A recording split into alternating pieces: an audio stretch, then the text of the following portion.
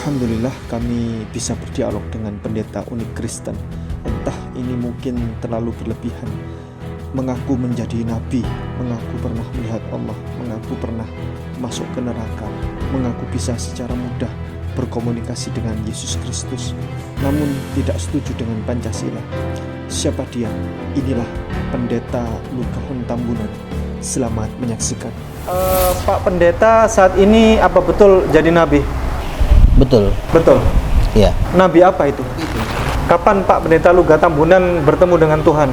Ketika kami berdoa sering ya, tahun 2008, 2020 pernah kami lagi berdoa juga ada Tuhan Yesus hadir. Siapa saksi? Ada satu orang yang sudah pernah mendapat penglihatan tentang saya di surga.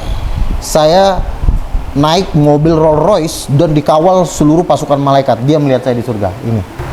Bapak melihat di surga? Ya. Mimpi atau gimana? Dalam penglihatan. Dalam penglihatan. Berarti Bapak juga nabi? Yes. Nabi juga? Iya. Deretan nabi dan rasul. Iya. Allahu Akbar. Seperti itu. Kan dia udah dapat penglihatan. Jadi kalian kan masih ngomongin nih Allah, Bapak, kalau kami udah ketemu di depan singgasananya. Dan masih banyak lagi Tuhan mengatakan kepada saya bahwa saya akan dipakai Tuhan untuk menginjili muslim terbesar dunia. Dan terbukti saya debat kalau mau dibilang ya, sampai hari ini Zakir Naik, Juma Donditan belum ada yang bisa menghadapi saya. Ya kan yang bikin Pancasila kan Soekarno kan agamanya Islam, dia nggak ngerti Tritunggal, dia nggak ngerti Tuhan, dia nggak kenal Tuhan. Kalau saya yang bikin Pancasila, saya bikin Ketritunggalan yang Maha Kuasa, udah. Rencana dia mau bikin bendera gambarnya Yesus, bendera Indonesia diganti. Nanti setelah semua bertobat, ya kan? Kalau udah pernah sudah mati. Saya tanya, ibu udah pernah ke neraka belum? Semua orang yang hidup belum neraka. Saya udah pernah ke neraka. Alah, lu Sudah pernah ke neraka? Udah lah. Ada apa nggak ada bukti. Aduh, jutaan orang menjerit-jerit itu bilang. kan omongan Tuhan Yesus doang, bilang, nggak ada sebentar, bukti. jangan dulu kita Mana salahkan, ada orang setidaknya pernah kita ke dengar. neraka. Tuhan Yesus bawa saya. Nonsen Saya hoax melihat itu jutaan namanya. orang. Itu menjeritnya itu gila, men. Gue sampai ketakutan, nih apa nih Tuhan? Tuhan bilang begini, Tuhan Yesus bilang gini sama gue.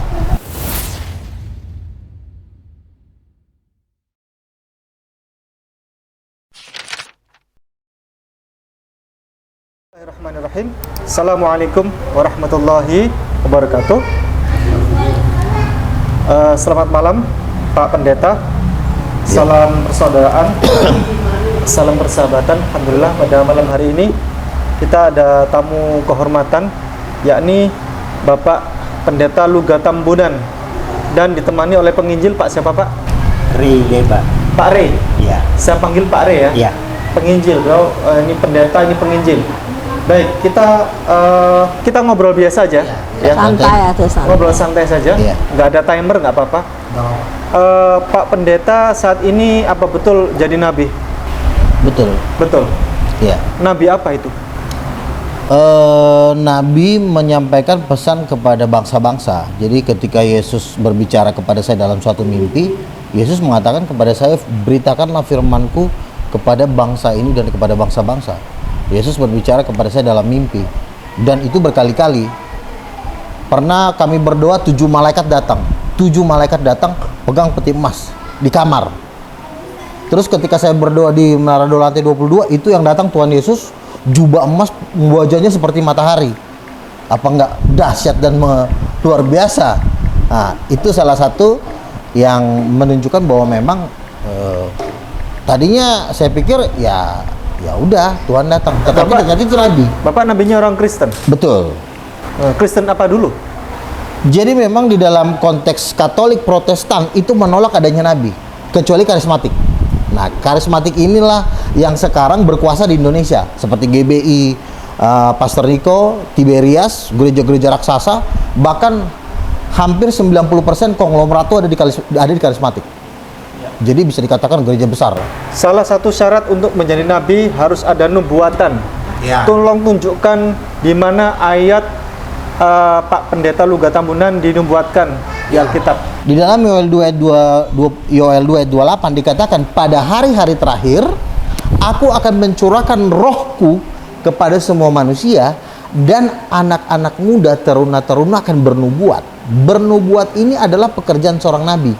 Jadi memang tidak ditulis di situ nanti ada yang bernama Luga. Memang tidak. Jangankan Luga, Musa aja pun kelahirannya pun nggak ditulis. Nanti akan lahir bernama Musa tuh nggak ada. Musa jadi nabi ketika dia sudah melakukan pekerjaan nabi, baru dia menulis tentang dirinya, maka orang tahu tentang dia. Tapi sebelum Musa lahir nggak ada nubuatan. Nanti akan lahir Musa tuh nggak ada. Gitu. Bahkan Yohanes Pembaptis pun tidak menyebut namanya, tetapi hanya dikatakan ada orang berseru-seru di padang gurun. Yohanes Pembaptis berkata, akulah dia. Jadi tidak menyebut nama di dalam Alkitab. Seperti itu. Kapan Pak Pendeta Luga Tambunan bertemu dengan Tuhan? Ketika kami berdoa sering ya, ketika kami berdoa itu Roh Kudus turun, ada kemuliaan Tuhan, biasanya akan ada penglihatan, ada penampakan seperti itu. Jadi ketika berdoa dalam posisi pujian dan penyembahan, di situ Tuhan menyatakan dirinya, dan itu sudah berkali-kali. Tahun 2008, 2020 pernah kami lagi berdoa juga ada Tuhan Yesus. Siapa saksinya? Memang saya nanti akan menghadirkan mereka dalam podcast, cuma karena saya belum punya, karena mereka kadang-kadang udah terpencar kan. Jadi saya untuk meng-calling mereka pun harus butuh waktu, butuh timing, dan nanti saya akan tampilkan semua dalam podcast. Tetapi ada satu orang yang sudah pernah mendapat penglihatan tentang saya di surga. Saya naik mobil Rolls Royce dan dikawal seluruh pasukan malaikat. Dia melihat saya di surga. Ini Bapak melihat di surga? Ya. Mimpi atau gimana? Dalam penglihatan. Dalam penglihatan. Berarti Bapak juga nabi? Yes. Nabi juga? Iya. Deretan nabi dan rasul. Iya. Allahu Akbar. Seperti itu. Kan dia udah dapat penglihatan. Dia bersaksi tentang saya. Berarti nabi dong. Karena kan Tuhan menyampaikan pesan melalui dia kepada saya. Dan Tuhan sering bicara juga sama dia. Tuhan bentuknya seperti apa ketika berbicara dengan Anda? Dia bentuknya seperti laki-laki. Dan memang Tuhan itu seperti laki-laki. Bapa pun seperti laki-laki. Ibu Nani yang sudah dibawa ke tahtanya Allah Bapa. Ya, ini kan sering kalian, oh kami mau menyembah bapaknya Yesus. Nah, bapaknya Yesus itu sudah beberapa nabi-nabi Tuhan udah pernah ketemu di depan singgasananya. Jadi kalian kan masih ngomongin nih Allah, Bapa. Kalau kami udah ketemu di depan singgasananya. Sebenarnya Tuhannya Anda itu siapa? Allah Bapa, Firman, dan Roh Kudus. Karena ketiganya ini Tuhan. Tanpa satu di antara ketiga ini dua-duanya nggak bisa kerja. Misalnya nih, tanpa Yesus nih. Yesus kan firmannya Bapa. Ketika Yesus tidak dituhankan, Bapa jadi bisu. Karena firmannya dipisahkan dari dirinya. Kata Tuhan, ngapain lo firman gue jadi nabi? Akhirnya bener, nabi udah nggak ada lagi nabinya. Padahal nabi masih ada. Kan Tuhan masih pengen ngomong dong. Justru akhir zaman ini Tuhan pengen ngomong sama kita, tapi kita udah membatasin. Sorry Tuhan, kan nabi udah berakhir. Tapi kan gue masih pengen ngomong. Ya tapi kan nabi udah berakhir. Ya derita lo lah, kata Tuhan. Gue ngomong lalu yang lain. Baik, Pak Pendeta Luga Tambunan lebih dominan menuhankan siapa? Allah Bapa, apa Yesus, apa Roh Kudus? Ketiganya itu Tuhan. Jadi memang kalau dibilang secara hierarki, ini sama seperti keluarga. Ada Bapa, ada Ibu, ada anak. Anak itulah Yesus Kristus. Bapaknya adalah Allah Bapa, ibunya adalah Allah Roh Kudus. Seperti itu. Jadi kalau mau dibilang, oh saya hanya menuhankan Bapa, ya berarti duda dong bapaknya, kira-kira gitu. Jadi istrinya pun, loh, suami ini kan bisa hebat karena ada istri, iya kan? Nah Bapak juga hebat karena ada Roh Kudus. Kalau nggak ada Roh Kudus, cuma Bapak doang dituhanin, ya itu sama juga dengan membuat Bapak jadi duda sendiri, hidup dalam kesepian. Kira-kira seperti itu. Kenapa Tuhan tidak punya anak lagi selain Yesus? Begini, karena kan yang namanya Tuhan itu kan pribadi yang maha kuasa. Jadi ya memang dia hanya gini, gimana ya? Kenapa dia tidak ada? Ya kalau nanti ada Tuhan lagi, hancurlah dunia ini gitu. Jadi berantem nanti kan. Nah makanya Tuhan memang sudah dari sononya begitu. Ada Bapa, ada ibunya, ada anaknya. Makanya kita ini kan diciptakan ada bapaknya, ada emaknya. Siapa di dunia ini yang nggak punya mama? Semua punya mama. Itu ide dari siapa? Kejadian 1:27. Allah menciptakan laki-laki menurut gambarnya. Diciptakannya laki-laki dan perempuan. Ingat, laki-laki dan perempuan ini suami istri, bukan kumpul-kumpul. Adam dan Hawa. Ini ide dari siapa? Ide dari Bapa dan who is? Satu lagi, Roh Kudus. Itu istrinya. Itu anaknya. Clear. Kalau bapaknya Tuhan, mamanya Tuhan, anaknya apa? Ya pasti Tuhan. Nggak mungkin anaknya manusia ciptaan. Kan simpel aja. Monyet kawin sama monyet, anaknya jadi apa? Jadi monyet. Nggak mungkin monyet kawin sama monyet, anaknya jadi beruang. Nggak mungkin. Kira-kira itu analogi kelihatan sederhana, tapi terlalu mahal. Itu terlalu mahal banget, karena nggak semua gereja bisa menerima itu, karena udah ketinggian itu pelajaran itu. Anaknya presiden, Gibran. apakah presiden? Apa? Tidak. Tapi semua milik Gibran, semua milik Jokowi itu punya dia. Punya Anaknya- Kaisang juga dong. Apa? Punya Kaisang juga. Kalau dua anaknya ya punya Kaisang. Tapi kalau anak tunggal, misalnya saya contoh. Saya punya uang 1 miliar. Saya menikah dengan istri saya 1 miliar. Anak saya kekayaannya berapa? 2 miliar. Karena kekayaan saya itu punya anak saya, kekayaan istri saya itu punya anak saya. Makanya Yesus sebagai anak, hikmat dari bapaknya, kuasa dari ibunya. Makanya Yesus berkata, aku dituntun oleh Bapa, tapi aku menerima kuasa dari Roh Kudus. Loh, kenapa bukan dari Bapa semuanya? Ya, jadi, itu. jadi gini, Bapak tidak bisa bekerja tanpa Roh Kudus. Sama kayak suami Roh Kudus tidak bisa kerja tanpa. Berarti masih Contoh. jadi Bapak ini tidak mandiri dong, ketergantungan Betul. terhadap. Contoh misalnya, saya nikah sama istri saya. Yang bunting siapa? Saya apa istri saya? Istri saya. Yang punya rahim siapa? Bukan saya. Istri saya. Kenapa dia punya rahim? Memang dia udah didesain punya rahim. Demikian juga Bapak. Bapak itu dia tidak punya rahim. Yang punya rahim siapa? Roh Kudus. Makanya dilahirkan dari air dan roh. Bukan dilahirkan dari Bapak, bukan. Beda. Karena memang konsepnya, tapi memang konsep ibu adalah Roh Kudus ini ada di tahun 300. Tapi karena gereja Katolik nggak suka dengan doktrin ini, karena ingin mengangkat Maria menjadi ibu dari Yesus, makanya Roh Kudus itu yang mempercayai Roh Kudus ibu itu dibakar, dibunuh, dihilangkan buku-bukunya. Tapi ada seorang ibu dibawa ke surga, lalu Roh Kudus mengatakan begini, aku itu Yahweh adalah suamiku. Ketika Yahweh menciptakan singa, akulah yang memberikan suara kepada singa itu. Akulah Moma Roh Kudus, akulah ibu dari yang hidup. Gue bilang ini kesaksian ibu ini luar biasa. Setelah saya korek-korek tentang ibu, oh ternyata itu kerjanya orang Katolik. Makanya di dalam Katolik Maria yang nomor 1, bukan Bapa, bukan Yesus. Makanya Tuhannya Maria. Nah ini kerjanya mereka sebenarnya. Maka tetapi di akhir zaman akan terjadi pemulihan besar-besaran sebelum kedatangan Tuhan Yesus. Itulah pelayanan para nabi. Anak monyet, Anak monyet. Kawin dong sama monyet, nggak Anak mungkin monyet. kawin sama singa. Anak monyet berarti monyet. Monyet, Anak gajah, gajah, anak macan, macan. ya. Anak kampus, Kalau itu beda, kampus nggak bisa punya anak. Ada nggak kampus kawin? Nggak ada. Monyet ada kawin, sering nonton aja TikTok, kawin mulu kerjanya. Tapi kalau kampus ada yang kawin nggak? Itu peribahasa. Peribahasa dengan kenyataan jangan kita samakan. sama. Itu juga peribahasa. Bapak buka Lukas Bapak. 3 ayat 38. Lukas. Lukas 3 ayat 38. Lukas 3. Ayat 38. Silsilah Yesus itu loh maksudnya. Silsilah Yesus. Anak Enos, anak Set, anak Adam, anak Allah.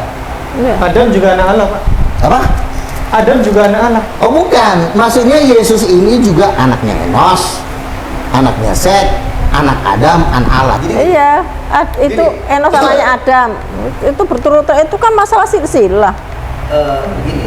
Silsilah di atas Silsilah. Adam itu ada Allah. Allah, itu silsilah. Di atas itu. Adam Iya. itu ada Allah. Jadi Iya, Adam itu Iya. artinya tidak seperti itu Pak. Jadi gini, banyak juga nabi-nabi yang disebut anak Allah seperti Efraim, Israel, anak sulungku. Itu berbeda dengan dalam konteks ketuhanan. Setiap orang yang penuh Roh Kudus itu juga disebut anak Allah. Yohanes pasal 1 ayat 12. Barang siapa menerima kuasa percaya dalam namaku akan diangkat menjadi anak-anak Allah. Jadi anak-anak Allah ini berbeda artinya dengan anak tunggal. Anak tunggal itu owner. Makanya Yesus kalau ngusir setan dibilang begini, usirlah setan dalam namaku. Dia nggak bilang dalam nama Bapakku. Kenapa dia bilang dalam namaku? Ini kuasa yang punya gua. ini mobil atas nama gua, berarti mobil punya dia. Yesus berkata, segala kuasa di bumi dan di surga telah diberikan kepadaku, dan usirlah setan dalam nama. Berarti semua surga punya bumi atas nama Yesus, berarti milik Yesus. Katanya tadi miliknya Bapak. Tadi katanya miliknya Bapak. Kan saya Bapak yang bilang, punya. Jadi gini, kalau diibaratkan, misalnya ini kan misal, kopi 3 in 1 misalnya. Berarti ada gula, ada kopi, ada creamer, gitu kan? Masing-masing fungsinya beda gitu. kan saya bilang, saya nikah dengan istri saya, duitnya 1 triliun. Duit saya 1 triliun, berarti kan 2 triliun. Yang 2 triliun ini udah pasti punya anak. Sekalipun Bapak bilang, Bapak itu kan, Yesus itu kan mengatakan doang, kepadaku telah diberikan kuasa. Sebenarnya nggak ngomong gitu pun, dia otomatis punya dia, karena dia anak. Gimana sih? Anak itu. Yo tadi katanya Bapak yang punya kuasa, itu Bapak yang menciptakan punya kuasa, tapi dia diam saja nggak bisa apa-apa gitu. Kemudian Roh Kudus yang bergerak, nah Yesus yang menyampaikan firman. Jadi kan masing-masing punya peran. Ya, Ya, Bapak jadi konseptor, beda- Bapak yang mengkonsep. Jadi ini berbeda toh, beda pribadi kan? Berbeda pribadi, Pas. tapi ketiganya Tuhan. Ya, jadi Kenapa ketiganya Tuhan? parts. Karena kalau tidak ada satu, hancur. Misalnya, kalau tidak ada Bapak, ya nggak ada rancangan di alam semesta ini. Walaupun ada Roh Kudus punya kuasa, kalau nggak ada Yesus, ada rancangan, ada power, tapi nggak ada terang. Yesus itu terang. Jadi yang membuat matahari bersinar, yang membuat bintang bersinar tuh bukan Bapa, bukan Roh Kudus, tapi Yesus. Tapi yang sering Anda sebut setiap hari itu Yesus daripada Bapa. Nah, pertanyaan saya, kalau ada Bapaknya, kenapa nyembah anaknya? Kan di dalam Alkitab, di Wahyu pasal 5 ayat pasal 5 semuanya kan dikatakan, bagi dia yang duduk di atas tahta dan bagi anak domba adalah kemuliaan sampai selama-lamanya, dan seluruh malaikat menyembah. Allah Bapa itu tempat berdoa, tapi Yesus itu tempat kita memperkenalkan, karena kita nggak bisa memperkenalkan Bapa tanpa melalui Yesus. Makanya saya bilang Yesus itu Tuhan, Yesus Tuhan. Tetapi ketika saya sudah stop menginjil, ketika saya masuk ke kamar, saya berdoa, itu yang saya panggil bukan Yesus. Bapa kami yang di sorga, berikanlah makanan ini. Jadi tempat kita berdoa itu bukan Yesus, tapi Bapa. Tapi harus di dalam nama Yesus. Karena kenapa? Karena Bapa inilah yang memberikan kita makanan, yang menentukan dikasih apa enggak tuh Yesus. Penentunya bukan Yesus, tapi Bapa. Makanya Yesus ketika disuruh orang duduk di sebelah kanan Ibu Yakobus, Tuhan izinkanlah anakku duduk di sebelah kiri dan sebelah kanan. Aku tidak berhak menentukan. Yang menentukan itu Bapakku. Nah, berarti masing-masing tidak bisa berdiri sendiri. Ya. Bapak tidak bisa bekerja tanpa ini. Jadi Ya. masing-masing bagian ini tergantung dengan yang lain Iya. gitu. Tapi kalau Bapak sudah menentukan, tanpa kuasa nama Yesus juga nggak bisa. Jadi makanya saling membutuhkan. Sama seperti rumah tangga. Bapak juga nggak bisa bilang sama anak, udah lo pergi aja lo dari rumah. Nggak bisa. Kalau nanti anaknya pergi, bapaknya gebukin, yang nolong pasti anaknya. Bapak nggak bisa ngomong ke istri, udah lo pergi dari rumah ini. Kalau lo pergi, nanti yang hamil siapa? Jadi nggak bisa. Jadi ketiga ini sama seperti rumah tangga. Jadi makanya istilah rumah tangga dalam kerajaan Allah ini dihapuskan oleh gereja Katolik supaya orang sulit mengenal Yesus. Tapi ketika tahu bahwa ada bapak, ada ibu, ada anak, itu nggak bisa dibantah. Berarti Katolik dalam hal ini salah menurut Bang Luga. Oh iya, sangat salah. Makanya saya nggak beragama Katolik. Oh begitu. Dalam arti kenapa dia salah? Katolik ini Dia kan masih menyembah Yesus. tidak. Dia tameng menyembah Yesus, tapi sebenarnya dia menyembah Maria. Karena gini, Roh Kudus kan ibu sebenarnya. Dalam di abad 1 sampai abad 3, Roh Kudus itu ibu. Ketika gereja Katolik berdiri, ini semua yang mempercayai Roh Kudus ibu ini dibakar. Ibu boleh nanti baca di Google tentang Roh Kudus adalah ibu. Itu sejarahnya saya baca tuh. Oh, ternyata ini biang keroknya. Jadi dihilangkan konsep keluarga ini supaya jadi ambigu. Roh Kudus itu apa ya? Roh ya kita sulit mengerti. Tapi ketika kita tahu Allah Bapa, ada ibunya Roh Kudus, ada anaknya. Oh, ternyata konsepnya sama dengan manusia dan gampang mengenal itu. Kalau memang Yesus anaknya Bapa, oh Tuhan banget dong, orang anaknya sendiri kok. Yang misalnya siapa yang punya rumah ini? Pasti anaknya kan pemilik rumah ini juga. Tapi kalau pembantu, itu kapan saja bisa dipecat. Tapi kalau anak nggak bisa. Dia selama-lamanya di situ. Makanya Yesus itu Tuhan. Di saat Yesus belum lahir, di saat zaman para nabi-nabi sebelumnya, berarti Tuhannya manusia itu cuman Tetap siapa saja? ketiganya. Kan Oh, Yesus berkata. Yesus tidak ada. Belum muncul. Belum muncul. Ya, Yesus kan bilang begini kan di Yohanes pasal 1 kan, dia bilang begini apa? Seorang pun tidak pernah melihat Allah. Ya, Yohanes 1 ayat 14 ya. Ya mana sih? Seorang pun tidak pernah melihat Allah.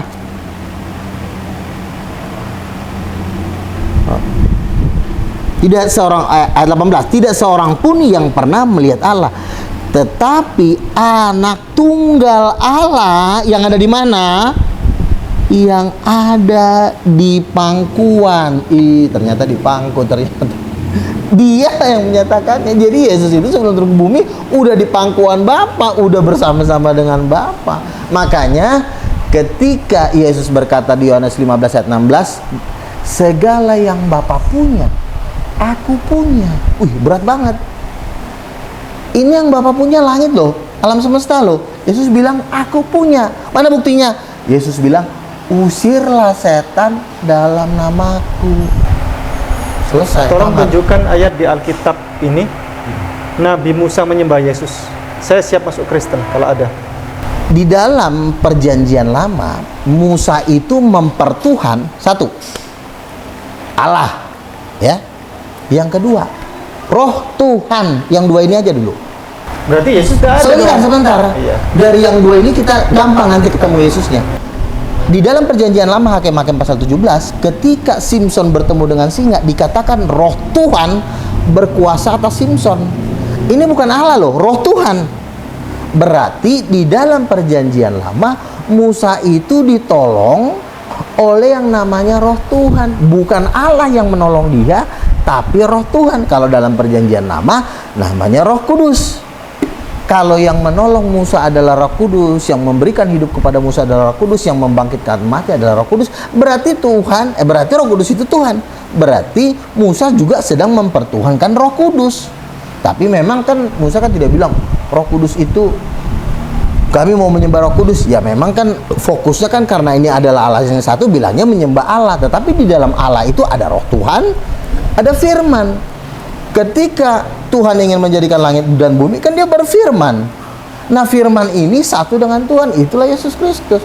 Dan yang satu lagi namanya Roh Tuhan. Nah, Roh Tuhan ini juga harus sering kita bahas supaya kita mengenal Roh Tuhan itu siapa. Karena Roh Tuhan, karena yang kerja semua di bumi ini Roh Tuhan, bukan Bapa.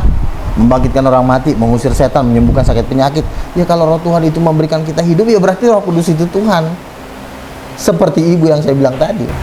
Baik, jawaban Bapak mentah Pak sebenarnya. Bapak adalah Nabi. Nabi berarti menerima firman. Menerima pesan, ya. Firman Tuhan. Firman. Ya. Mana firmannya? Banyak sekali Tuhan kasih pesan kepada saya. Tuhan bilang, Indonesia ini dalam tempo 3 tahun ini akan menyembah Yesus. Dan seluruh kekayaan emas yang ada di Indonesia ini akan dipakai untuk mendanai penginjilan. Dan itu sesuai dengan Alkitab. Di Yesaya pasal 60 dikatakan kambing kedar Nebayot akan berduyun-duyun datang ke rumah Tuhan di Yerusalem dan menyemarakkan rumah keagunganku. Nah, ini kan tidak tertulis dalam Alkitab. 3 tahun lagi, terus mau kedatangan Tuhan Yesus juga sudah mau datang. Tapi tersirat di dalam Alkitab. Ada. Dan masih banyak lagi Tuhan mengatakan kepada saya bahwa saya akan dipakai Tuhan untuk menginjili Muslim terbesar dunia.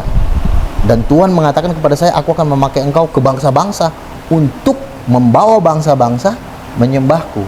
Dan terbukti, saya debat kalau mau dibilang ya, sampai hari ini Zakir Naik, Juma, Donditan belum ada yang bisa menghadapi saya. Saya tiap hari lo berdebat sama mereka, jadi saya tahu kapasitas mereka seperti apa. Dan beberapa petinggi-petinggi Muslim juga yang saya anggap senior ya, mereka udah ngasih tanggapan kepada saya. Kalau untuk Bang Luga, sorry deh, jangan kita berdebat melawan dia. Lebih baik kita tanya tentang surga. Karena jujur saya sendiri pun, saya udah minta ampun sama Bang Luga. Jadi banyak sekali ngomong gitu sama saya. Enggak gitu, Donditan kok ngomong gitu. Enggak, Donditan ini kan banyak yang senior. my close friend. Dan ditanya saya debat Enggak, 8 jam sama dia, Iya. ditampilin cuma beberapa detik. Aku lihat. Jadi intinya gini, Ya, silakan. Bapak, Roh Kudus, sama Yesus ini masing-masing punya peran. Sama seperti bapak, anak, dan Dia mama tahu ya. masing-masing punya ketergantungan. Tanpa satu tidak bisa berbuat yang lain. Nah, which is itu dalam konsep Tuhan itu Tuhan tidak punya. Kalau cuma Roh Iya, Kudus, betul. kalau cuma Roh Kudus, dia cuma punya power doang. Iya. Tapi kalau cuma bapak, dia Artinya cuma Roh Kudus intelektual tidak doang. bisa. Tapi ketika menikah Iya. dan menjadi anak, dua-duanya ada di anak Iya. itu. Artinya Roh Kudus Seperti tidak. itu kan? Ya, Roh Kudus tidak Nah, bisa dikit. kerja. Saya kasih contoh, uang saya 1 Tahu T. tahu saya ngerti. Istri saya 1 T. Iya. Ketika saya punya anak, duit anak saya nggak 1, Paham. jadi 2 T. Kira-kira seperti itu. Paham? Silakan. Maksudnya gini, Roh Kudus nggak bisa bekerja tanpa Bapak. Betul. Dan bapak pun sebaliknya. Nah, Bapak sebaliknya. Jadi ketiga-tiganya ini punya ketergantungan dengan yang Betul, lain makanya dong. dibilang Tritunggal. Rely on Karena saling each bergantung. other. Mereka saling bergantung. Saling Nah, bergantung. jadi mereka itu tidak punya power sendiri. Betul. Masing-masing saling berputar. Jadi Tuhan itu terdiri dari 3 bagian. Itu hanya saya menyimpulkan karena Ya, itu urusan ya, Anda, ya, ya. urusan Anda. Saya hanya menyimpulkan. Berarti menurut Bang Luka dalam kekristenan Tuhan itu punya bagian sendiri-sendiri sebagai Bapa, sebagai Putra, sebagai Roh Kudus yang ketiga satu sama lain nggak bisa bekerja tanpa yang lainnya juga. Ya, Yang satunya tidak mampu berbuat apa-apa. Tapi harus dengan yang lain seperti Makanya seperti suatu spare part gitu Ya, kan betul, maksudnya. betul Seperti banget, spare betul part. Nah, terus menurut Bang Luga jadi Katolik itu salah gitu kan? Karena tadi kan karena dia menghilangkan Roh Kudus. Jadi ibu, gitu kan. ya, itu. Ke Ibu Maria, ke Theotokos maksudnya Ya. kan, ke ibu. Jadi menurut Bang Luga Katolik salah. Kalau Protestan benar. Protestan dia kan masih mengadopsi Katolik sebagian enggak, sebagian iya. Maka Tuhan berjanji akan membangkitkan gerejanya di akhir zaman melalui Malaikat 4 ayat 5. Aku akan mengutus Nabi Elia untuk memulihkan umat Tuhan sebelum kedatanganku. Itulah kegerakan karismatik. Jadi kegerakan karismatik ini adalah roh Elia, bukan Elianya yang datang, tapi pengurapannya, anointingnya seperti itu.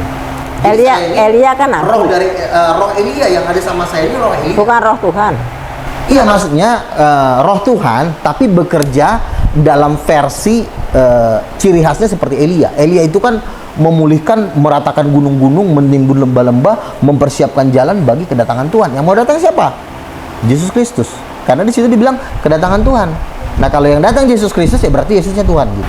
Berarti tetapi Roh Elia berkuasa atas Bang Luga. Ya. Jadi banyak ya, ada Roh Elia, ada Roh Kudus, ada Yesus, ada Bapak gitu ya. Nggak, Lumayan maksudnya lah. roh Elia itu cuma ibarat kata gini loh, pengurapan yang ada sama Elia kan roh Tuhan yang ada sama Elia. Iya. Bekerja melalui Elia. Nah, itu kan seperti jubahnya aja dipindahin gitu loh. Nah, kan misalnya kan jubah yang ada sama Elia, pengurapannya dipindahin ke Luga. Maka Luga seperti Elia. Kan gitu juga dengan Yohanes Pembaptis kan. Elia sudah datang. Sekarang di Perjanjian Lama ada nggak kata Roh Tuhan dan Roh Kudus di Perjanjian Lama? Ada. Ada. Artinya sama nggak? Sama. Beda. Gini, untuk membedakan kita begini aja dari cara kerjanya.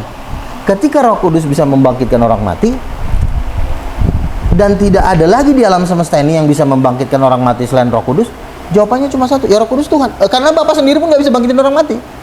Bapak, Allah Bapak yang kalian panggil Allah itu nggak bisa bangkitin orang mati. Yang bisa membangkitkan orang mati itu cuma satu pribadi dalam semesta, yaitu Roh Kudus.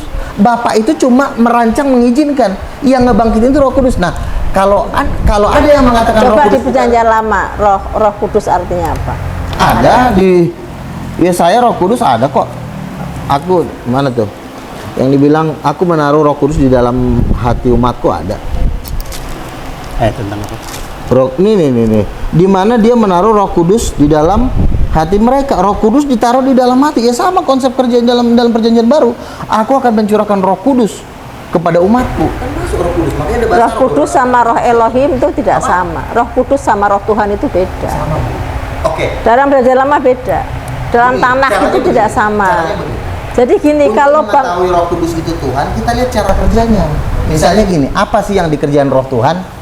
Kalau yang dikerjain Roh Tuhan dalam Perjanjian Lama adalah membunuh singa.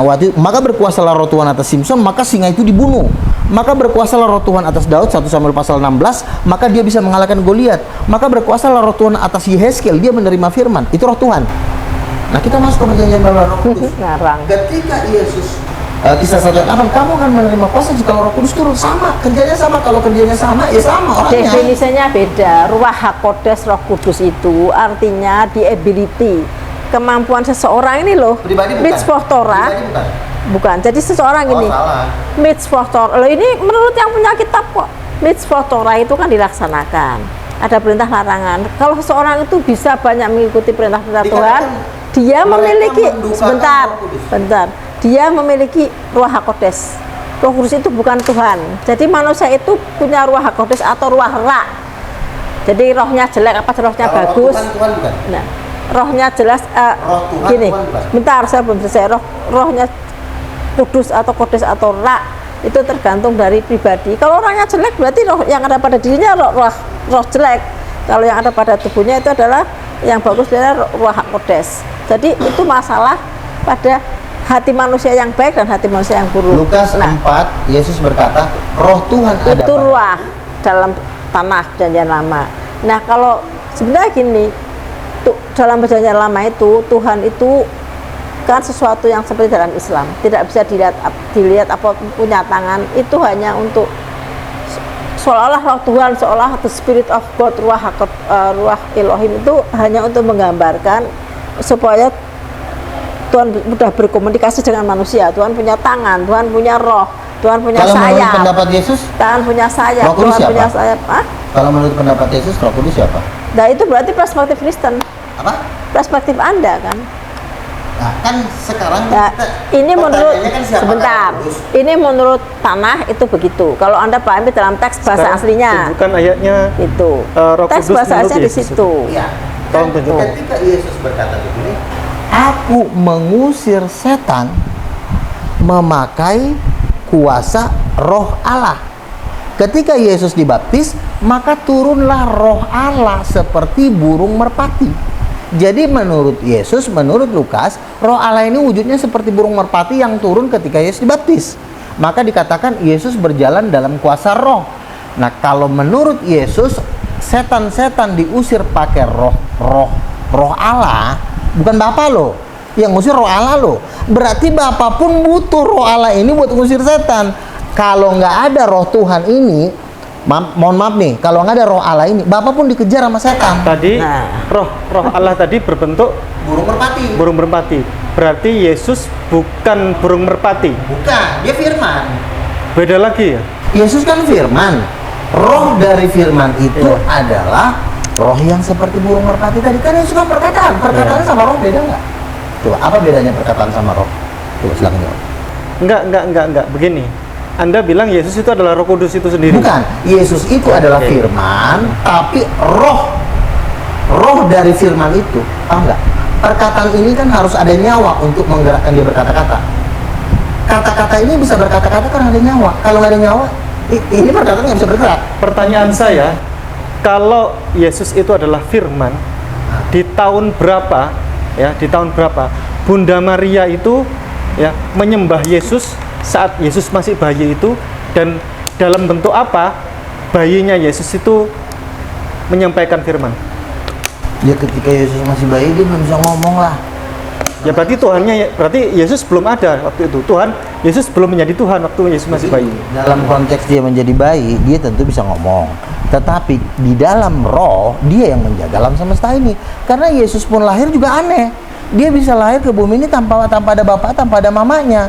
Bahkan Herodes pun yang mau bunuh dia, itu di cancel semua oleh para malaikat. Ya berarti dia dalam kondisi bayi pun dia bisa mengatur seluruh alam semesta ini. Dari mana kita tahu? Ketika dia mati dia bangkit. Dibangkitkan oleh apa? Oleh Roh Kudus. Kalau Yesus dibangkitkan oleh Roh Kudus, satu-satunya jawaban cuma udah Yesus Tuhan, udah nggak ada lagi. Tapi kalau Yesus dibangkitkan oleh Bapa tanpa melibatkan Roh Kudus, Yesus nabi. Tapi kalau Yesus dibangkitkan oleh Roh Kudus atas izin Bapa, Roh Kudus Tuhan, cuma mau milih A atau B. Kalau Jadi saya B, Roh Kudus itu dengan Tuhan beda kan, dengan Bapak beda. Roh Kudus dengan Bapak beda. Beda. Roh Kudus itu istrinya Bapak. Istrinya Bapak. Kemudian Yesus itu anaknya. Ya. Jadi dalam konsep Kristen, Tuhan itu seperti layaknya suami, anak, istri gitu kan. Betul, makanya saya bilang kalau Bapak Tuhan, Roh Kudus wajib Tuhan karena itu bininya. That's why mereka Trinity, Trinitas, tiga yang tunggal. Jadi bukan maha tunggal, betul nggak? Tritunggal kan? Bapak, Ya. mamanya, Berarti Tuhan, anaknya, ya, kan Tritunggal Tuhan, itu. berarti Tuhan tidak Satu maha keluarga tunggal. namanya. Ya, berarti Tuhan tidak maha tunggal. Tapi Tuhan adalah tiga yang tunggal.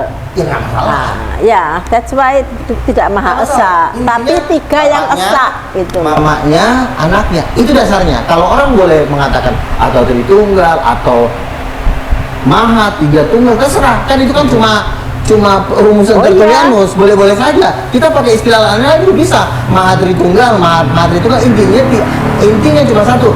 Ada bapaknya, ada mamanya, ada anaknya. Itu dasarnya Yang jelas itu. kan Terserah kita mau ngartikan Ya. Tritunggal, Maha Tunggal, Tertunggalan, terserah. Bebas. Tiga yang esa. Ya. Kalau Pancasila bunyinya apa? Apa? Pancasila. Ketuhanan yang Maha Esa. Tiga yang esa bukan? Tiga yang Ketuhanan Esa. yang ketuhanan tiga yang esa bukan gitu? Ya kan yang bikin Pancasila kan Soekarno kan agamanya Islam, Oh, dia iya, nggak ngerti Tritunggal, dia nggak ngerti tunggal, dia nggak kenal Tuhan. Kalau saya yang bikin Pancasila, saya bikin Tritunggalan yang Maha Kuasa, Oh, udah, gitu ya. saya ganti itu Pancasila, nanti saya ganti kalau udah Kristen ya. Berarti Kristen nggak mengikuti ayat Pancasila satu dong kalau gitu. Kita tidak mengikuti Pancasila. Yang sila satu, ketuhanan yang maha esa. Tapi Pancasila yang harus ketuhanan- mengikuti Nabi. Pancasila betul. itu kan buatan rakyat Indonesia. Oh, iya, Nabi iya. itu udah di atasnya rakyat yang Berarti bawa harus Indonesia mengikuti ini ke Bang surga. Luga. Berarti Pancasilanya harus mengikuti Bang Luga. Ubah nanti Ah. kalau nanti presidennya udah bertobat, udah Pak Prabowo, mau nggak bangsa ini tiba-tiba ketiban ribuan triliun, mau udah ganti, diganti jadi ketiban semua. Jadi gimana bunyinya? Pancasila satu ketuhanan, tiga Ketritunggalan yang Maha Yesus sudah bisa. tiga yang maha esa. Rencana gitu. dia mau bikin bendera gambarnya Yesus, gambar bendera Indonesia iya. diganti. Nanti setelah semua bertobat, ya kan? Pancasila satu ketuhanan yang tiga yang esa gitu berarti. Yang benar seperti itu menurut Bang Luga. Bang Luga. Yang Makanya saya sekarang kan Nabi, berarti Bu. Nabi itu nggak bisa diatur oleh jemaat. gitu. Nabi yang harus ngatur jemaat. Kalau jemaat ngatur Nabi, ya saya copot kenabian saya kembali lagi jadi jemaat. Oh, kalau saya kalau kan- udah Nabi itu udah nggak bisa dilawan. Nah, kalau saya kan percaya ketuhanan yang maha esa gitu ya. Terus mau buat gambar Yesus yang versi apa? Kan ada puluhan versi gambar Yesus nih. Yang ini aja nanti. Bapak, Versi Matanya yang mana bagaikan gitu? nyala api. Kan ada beberapa versi ini yang digambarnya berbeda-beda. Jadi kayak versi imajinasi, Kira-kira lebih senang. imajinasinya Bang Lukas sendiri. Tapi begini, gambarnya Tuhan Yesus itu jauh lebih ganteng daripada ada yang di situ. Karena ketika dia menampakkan diri, itu matanya seperti api, itu wajahnya seperti sinar, itu udah kakinya dari tembaga. Jadi menggambarkan itu gimana lagi? Udah terlalu sangat dahsyat. Makanya kenapa Yesus matanya bagaikan wajahnya seperti matahari? Ya karena Tuhan. Masa Nabi ada nggak Nabi mukanya? Saya aja Nabi bisa nggak? Coba matiin lampu.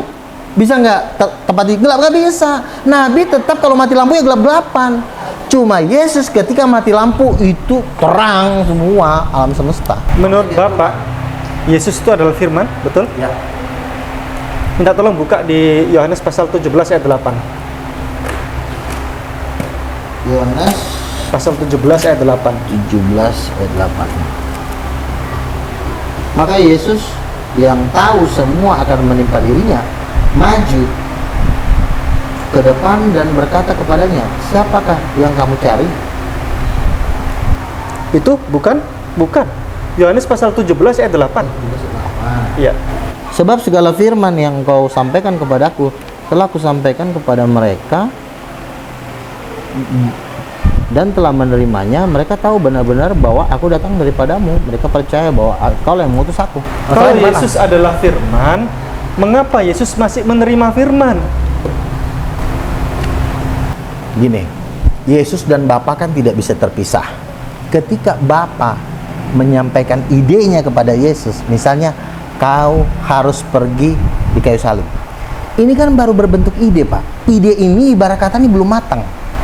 Berarti Yesus bukan firman. Sebentar dulu. Dia menerima firman.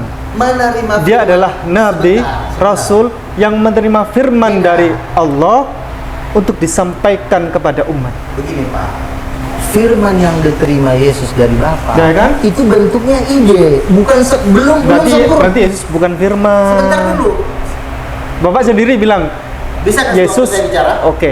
Supaya nggak debat kusir. Oke. Karena kalau perdebatan kusir ya nggak akan ada jawaban. Ini kan saya bilang Bapak tuh konseptor. Konseptor ini kan sebenarnya cikal bakal daripada perkataan.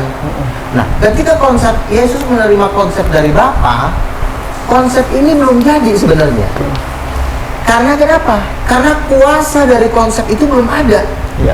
Kuasa dari konsep firman, karena Bapa yang menyampaikan, maka disebut firman. Tapi firman ini belum jadi, ibarat kata masih setengah. Sama seperti sperma. Ini masih baru sperma, belum. Sperma ini belum bisa jadi anak. Harus menyatu dengan sel telur, yaitu kuasa Roh Kudus. Jadi di dalam firman itu harus 3 unsur. Satu, konsep dari Bapa, kebenaran itu dari Yesus. Jadi kalau perkataan itu juga tidak ada unsur kebenarannya, sekalipun Bapa berfirman, karena yang namanya kebenaran di dalam ketuhanan itu bukan Bapa. Yesus berkata dalam Yohanes 14 ayat 6, Akulah kebenaran dan hidup, bukan Bapa. Jadi konsep yang diterima Yesus dari Bapa itu menyatu dengan kebenaran, dan satu lagi yang terakhir dari ibunya, yaitu roh. Jadi harus ketiganya, baru dia bisa dilemparkan ke publik. Inilah firman, sembuh, maka dia sembuh. Karena kalau cuma konsep dari Bapak sembuh nggak ada kuasanya, ya cuma jadi teori, tulisan sembuh tapi nggak ada yang sembuh. Kira-kira begitu. Jadi firman itu terdiri dari 3 unsur, konsep dari Bapak, kebenaran dari firman, dan kuasa dari Roh Kudus, baru firman itu bisa bekerja.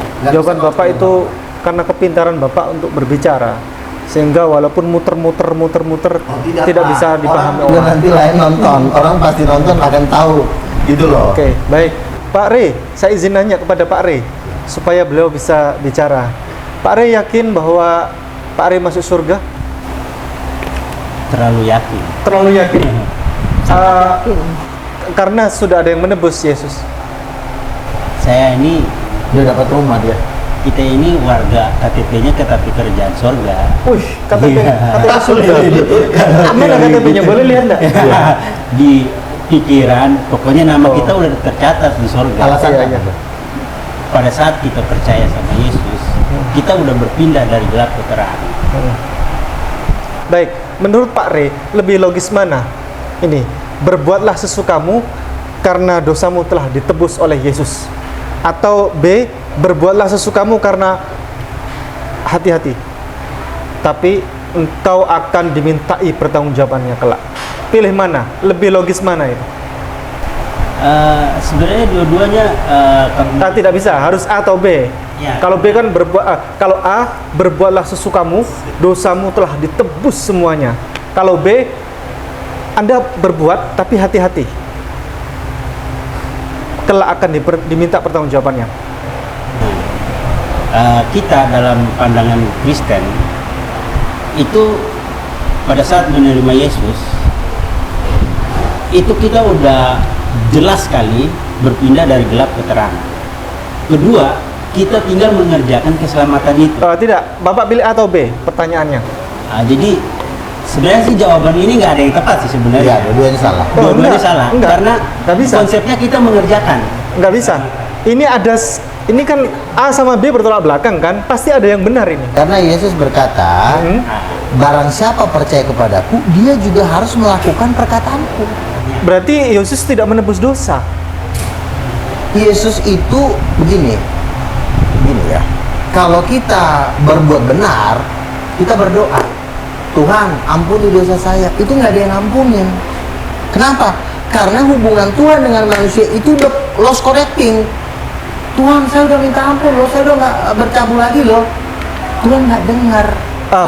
Berarti dia masuk neraka berarti. Masuk neraka. Wow. Karena Pertanyaan saya, hubungan dengan Tuhan nggak ada. fungsi Yesus disalib di kayu salib itu untuk apa? Nah, gini, ketika kita sudah bertobat, kita minta ampun sama Tuhan.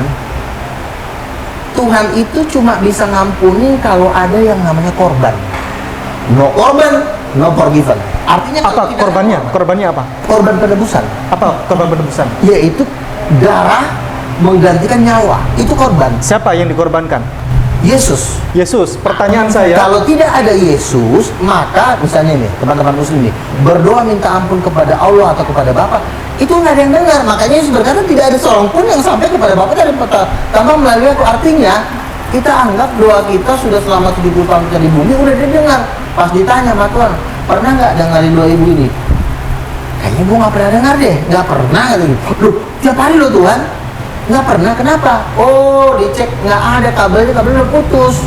Kenapa nggak dibetulin dulu kabelnya? Pembetulan kabel itu namanya penebusan. Makanya ketika Yesus juga dikali salib, tirai dan suci terbelah, kita doa, kita minta ampun, ada pengampunan. pertanyaan saya, apakah orang Kristen beriman kepada Yesus, lalu dia menjadi pemerkosa, tukang pemerkosa, kemudian tukang mabuk, tukang begal orang, tukang bunuh orang, tapi dia percaya Yesus? Iya, masuk neraka. Berarti nggak ada fungsinya dia menebus dosa, Ya gini kan, disalib dia. Oke, dia memerkosa, dia membunuh, dia nggak mau bertobat, mati masuk neraka. Fungsinya Yesus di kayu salib. Kalau lu melakukan perkataanku, tidak berzina dan tidak berini, maka kita bisa diampuni sama Tuhan. Tapi kalau tidak ada penebusan, saya berdoa setiap hari, saya berbuat baik, saya menjaga hidup suci, itu nggak dihitung sama Tuhan, karena dari zaman Adam kita udah putus. Apalagi yang mau dihitung? Lu mau berbuat baik sebaik-baiknya nggak ada gunanya. Berarti menurut Taurat, memang dalam Taurat memang harus ada penebusan darah manusia. Tidak ada pengampunan tanpa penumpahan. Menurut Taurat. Itu Coba dibaca Imamat 5 14 15. Imamat 5 14 15. Tuhan berfirman, apabila seorang berubah setia dan tidak sengaja berbuat dosa, sesuatu yang hal kudus yang dipersembahkan kepada Tuhan, maka haruslah ia mempersembahkan kepada Tuhan sebagai tebusan salah seekor domba yang tidak bercela. Kambing domba dinilai menurut sikal perak, yakni menurut sikal kudus, menjadi korban penebus salah. Nah, itu dosa yang tidak sengaja ya. Nah, jika orang berbuat dosa tidak disengaja, dia harus memberikan penebus seekor kambing. Sekarang lihat Imamat 5 tidak sengaja ya. Sekarang kita lihat Imamat 57. Imamat 57. 5 nomor 7. Tetapi jikalau tidak mampu untuk menyediakan kambing domba, maka sebagai tebusan salah karena dosa yang telah diperbuatnya itu, haruslah ia mempersembahkan kepada Tuhan 2 ekor burung tekukur, 2 ekor anak burung merpati, yang seekor korban penghapus dosa dan seekor menjadi korban bakaran. Terakhir 5:11. 5:11 ayat 11. 5:11. Tetapi jika orang tidak mampu menyediakan 2 ekor, maka haruslah yang membawa sebagai persembahan karena dosanya itu 10 tepung yang terbaik menjadi korban penghapus dosa. Bawa tepung. Jadi kalau dalam hukum Taurat di Imamat, apabila seorang melakukan dosa yang tidak disengaja ya, itu sebenarnya apa saja dari Imamat 51 sampai 5. Itu dia harus tidak disengaja loh, bukan disengaja, dosa ringan. Karena ada Yahudi itu membagi dosa dari yang paling ringan sampai yang berat ya, yang het, afon, pesa, resa. Jadi yang berat ya dosanya, hukumannya berat. Nah, kalau itu tidak disengaja, yang paling ringan ini het, itu dia menebus dengan kambing. Enggak, kambing. Kalau nggak mampu beli kambing, nggak mampu nih 2 ekor burung, nggak mampu 2 ekor burung nih 10 eva tepung, harus dengan darah nggak selalu? Enggak, begini Bu, bisa. Ya gini. Jadi salah kalau Ibrani 9:22 mengatakan tanpa penumpahan darah. Kecil itu kan burung kan masih bisa disembelih. Tapi ketika lo nggak mampu beli burung, apalagi yang nggak dipotong, nggak mungkin kecoa dipotong. Jadi udahlah, kata Tuhan, udah pakai tepung aja lah. Intinya tetap kita kembali pengajaran Yesus Kristus. Yesus sudah bilang bahwa inilah darahku untuk menumpahkan. Nggak bisa, itu sudah memanipulasi hukum Taurat karena hanya untuk dosa yang tidak disengaja. Itu sebutkan. Kalau sengaja tidak bisa. Hukum Taurat itu bukan itu. Yang bisa mengartikan hukum Taurat itu Yesus. Itu ayatnya berbunyi nggak mengatakan. Ayatnya berbunyi. Ayatnya di dalam Alkitab ini yang bisa menafsirkan dengan sempurna ini bukan manusia, bukan juga Musa, tetapi Yesus. Itu yang menafsirkan itu bukan Yesus, tapi Ibrani 9:22 itu ditulis oleh Paulus. Bahkan bukan Paulus menurut Budi Asali, nggak jelas penulisnya. Yesus saja sudah mati. Coba Ibrani 9:22 dibaca. Ibrani Pak Re. Yang bisa menafsirkan Alkitab itu bukan kita. Ibrani 9:22 Itu yang bisa coba. menafsirkan Alkitab cuma Yesus. Ibrani 9:22. Makanya Yesus bilang Bukan masalah itu, bukan darahku yang untuk penumpahan yang dosa. menulis menafsirkan berdasarkan teks yang ada di situ. Ibrani 9:22 coba. Ya kan teks itu kan kalau kita tidak punya roh Tuhan gini. Nah. Nabi-nabi menerima Alkitab ini dengan roh Lah, Tuhan. makanya Ketika ibu membaca ini tidak dengan roh Tuhan kan jadi lucu penafsirannya. Oh ya nggak dengan roh Tuhan, wong para pendeta juga punya roh Tuhan kok. Nabi-nabi Coba dibaca. menerima kitab suci dari roh Tuhan. Ibrani 9:22 dibaca. Ibrani 9. Iya, 22. Ibrani 9 ayat 22. dan hampir segala sesuatu disucikan menurut hukum Taurat dengan darah, dan tanpa penumpahan darah tidak ada pengampunan. Oh jadi Ibu Etika mau ditebus pakai tepung ya gitu maksudnya? Loh, orang Yahudi boleh tertulis kok. Bukan pakai tepung kalau dosa itu tidak disengaja loh. Kalau sengaja nggak boleh, harus minta maaf seperti Daud. Karena dia menghamili orang, dia harus minta maaf baru berdoa. Para nabi yang menafsirkan Bu. Jadi kita nggak bisa cuma baca doang, harus nabi-nabi yang menafsirkan. Itu bukan masalah nabi-nabi yang menafsirkan, itu tertulis seperti itu. Dan itu sudah menjadi aturan bagi orang-orang Yahudi yang sampai sekarang dilakukan.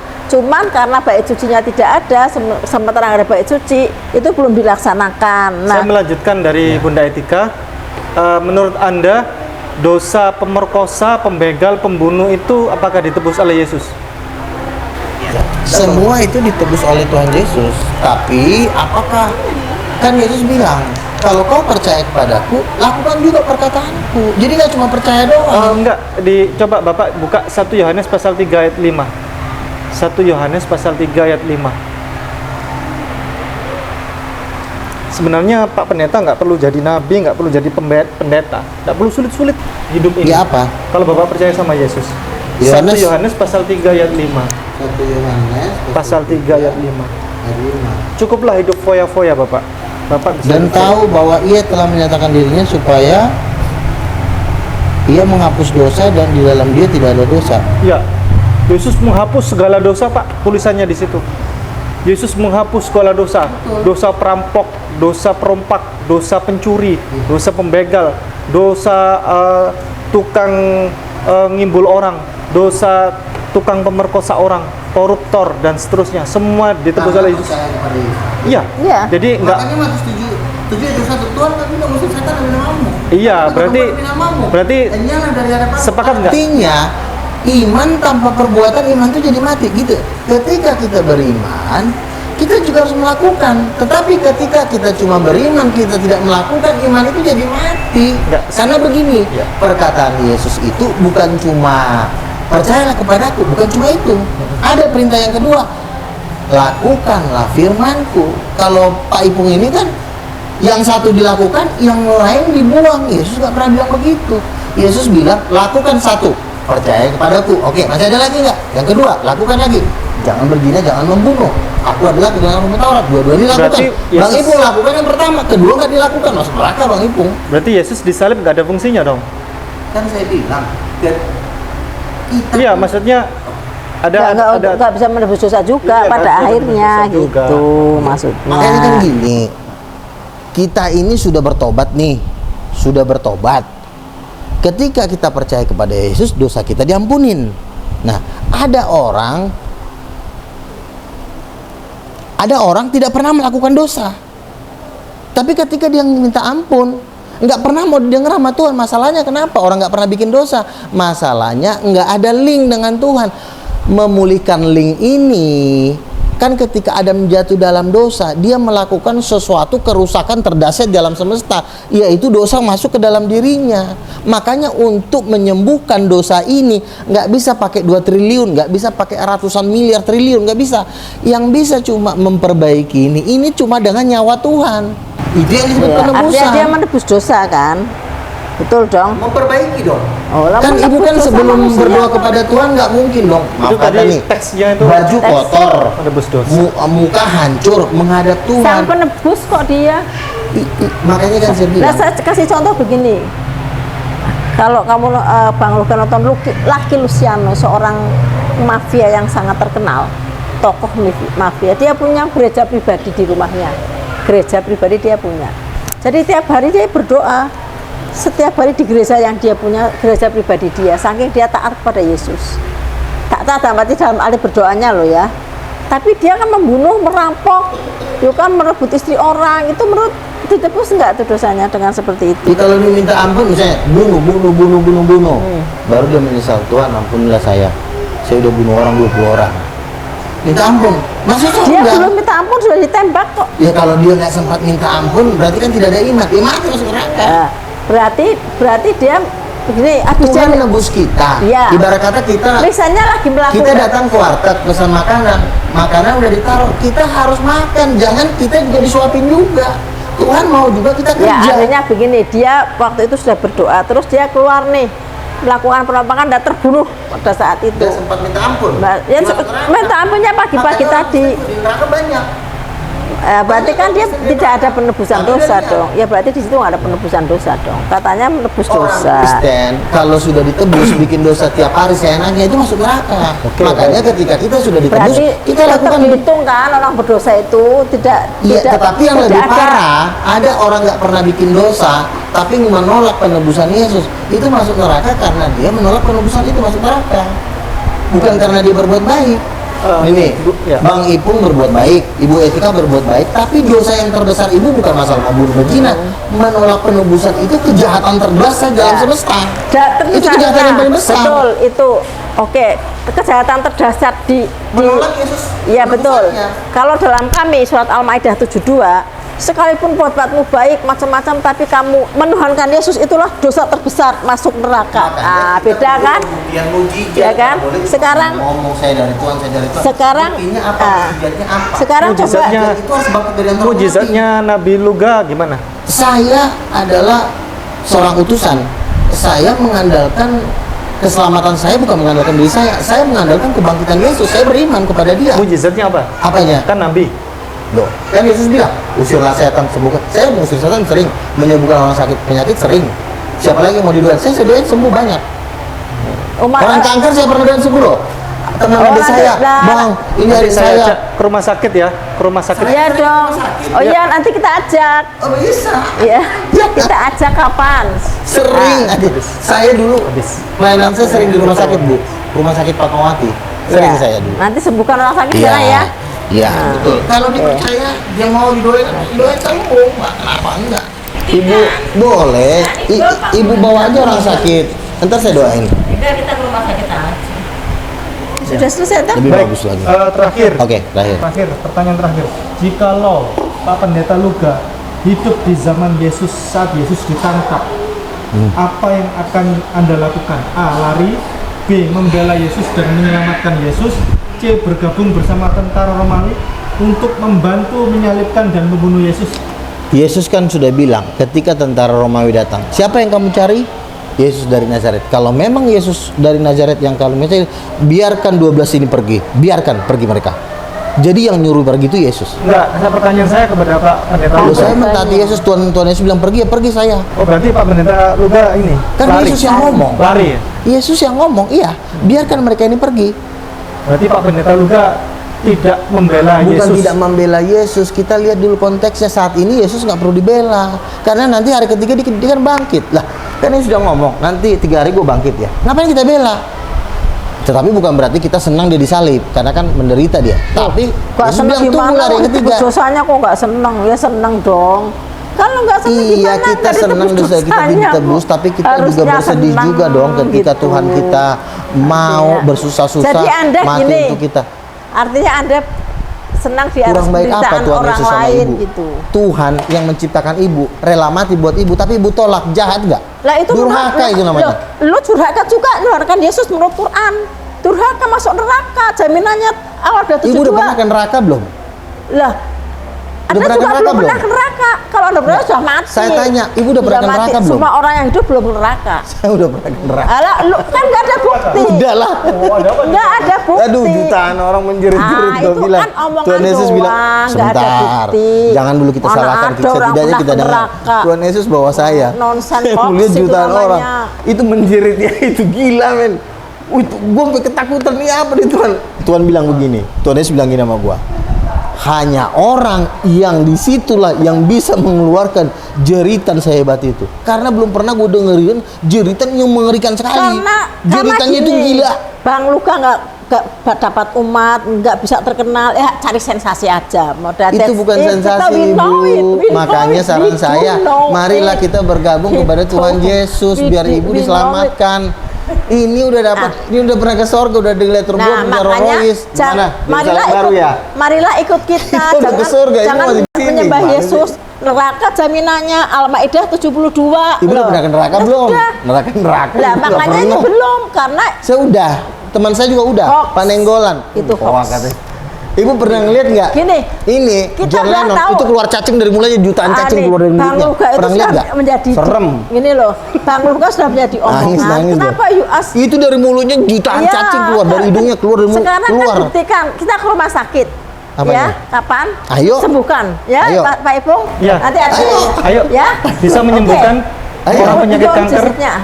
Iya, kita doakan. Ya, orang Ya. Karena karena saya tulang. pernah mendoakan teman adik saya, Kista, dia udah mau mati dia begini. Saya aja ya. Iya, iya. Saya ajak kapan ya? Iya, sebentar. Ya. Bang, itu teman saya udah teriak-teriak, Bang. Mau dibawa ke dukun. Saya bilang nggak usah bawa ke dukun.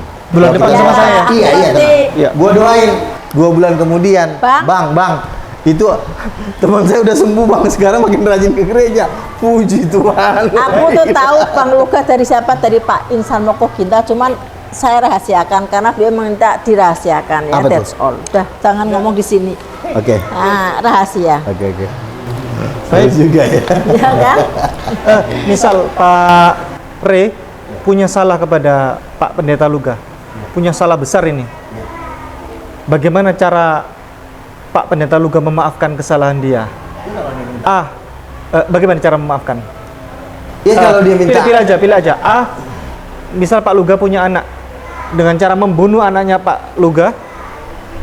B, dengan cara cukup bilang ke dia, aku maafkan kesalahanmu. Yang bisa menebus dosa itu kan Tuhan. Jadi nggak perlu saya bunuh anak saya. Yang Betul bisa kan? menebus itu cuma darah Tuhan. Darah saya tidak bisa menebus dosa anak saya. Baik. Jadi tinggal ampunin aja dia. Iya. Apanya? Jadi nggak perlu bunuh Yang anak bisa ya, bunuh Tuhan, anak. gitu. Yang bisa menebus dosa itu cuma Baik, Tuhan. kita bukan- akhiri. Oke. Demikian. Oke lah. Terima kasih. Ini diskusi yang seru. Oke. Barakallahu fikum. Diatur lagi lah nanti ya. Jazakumullah khairan katsira. Oke, terima Besok-besok kasih. bulan depan insya Allah kita akan ajak Bapak Nabi Luga Tambunan Boleh. menuju ke rumah sakit Boleh. untuk menyembuhkan orang sakit, terutama ke rumah sakit jiwa. Boleh.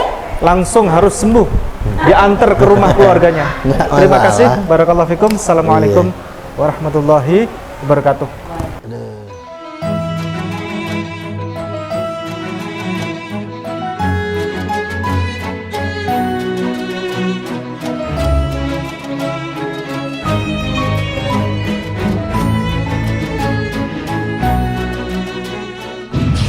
Setiap muslim harus memiliki bekal ilmu kristologi untuk membentengi diri dan keluarga serta untuk berdakwah. Anda ingin jadi kristolog handal atau Anda ingin memiliki ilmu kristologi? Kunjungi kristologinews.com, pusat karya monumental Ustadz Insan LS Moko Ginta.